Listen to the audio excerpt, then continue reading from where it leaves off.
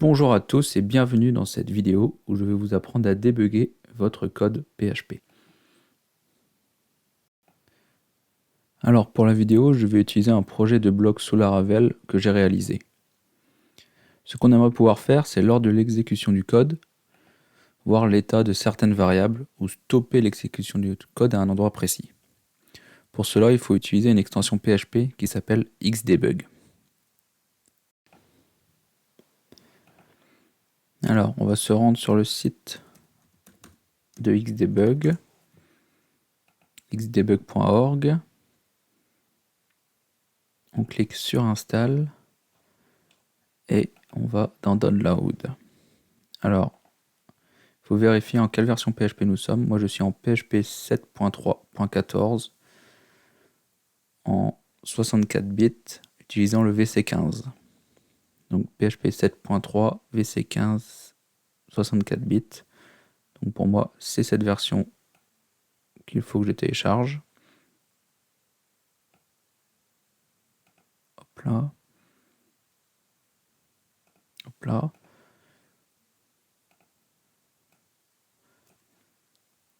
Ensuite, il faut copier ce fichier dans notre répertoire binaire de PHP. Donc au niveau de mon Laragon, binaire PHP, je me rends dans ce dossier-là, dans le dossier EXT, et je le copie ici. Je vais le renommer en PHP Xdebug.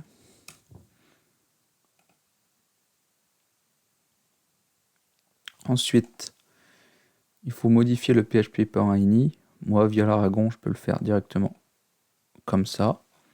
Et dans le php.ini, tout à la fin du fichier, il faut renseigner où est positionnée cette DLL. En mettant z extension égale le chemin complet de la DLL. Donc je suis bien en 7.3.14. VC15 et on rajoute Remote Enable A1 et Remote Autostart A1. On enregistre.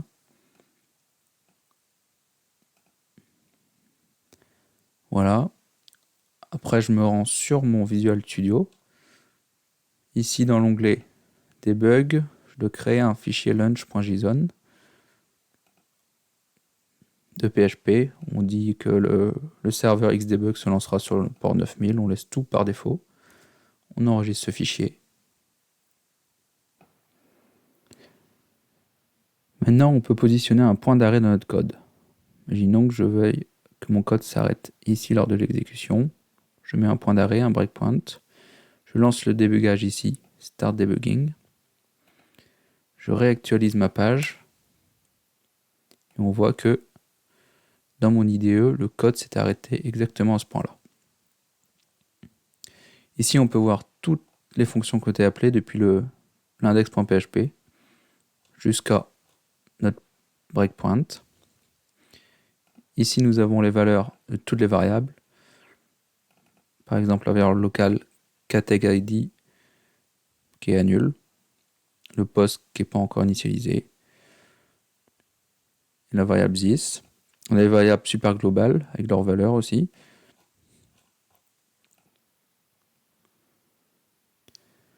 Alors ce bouton va permettre de continuer l'exécution du code. Donc si je clique, l'exécution du code continue et ma page a bien été chargée entièrement. Je relance la page. Ce bouton va permettre d'exécuter cette ligne et de s'arrêter direct après cette ligne.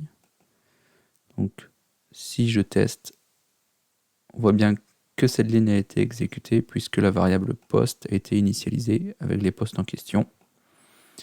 Ce bouton va permettre de rentrer dans la fonction, donc ici la fonction view. On est bien dans la fonction. Et ce bouton permet de revenir sur la fonction d'avant. Bon, pour ce bouton, on va faire une petite modification. Avant le retourne.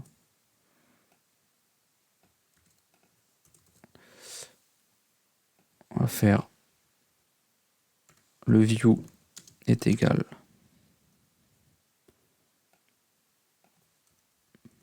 à ça. Et on va faire un return view. On va mettre le point d'arrêt ici, on va relancer.